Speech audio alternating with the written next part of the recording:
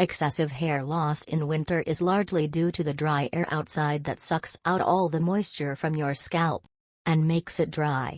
A dry scalp leads to dry hair, which in turn results in hair damage, breakage, and hair loss. A dry scalp also leads to dandruff, which makes your head feel itchy and unhealthy.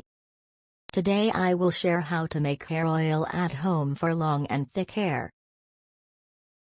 Winter season makes your hair frizzy and dry scalp. In winter season you will must need hair care. So I will share hair oil in easy way. At first you will need 2 tablespoons of aloe vera gel, ½ tablespoon of coconut oil.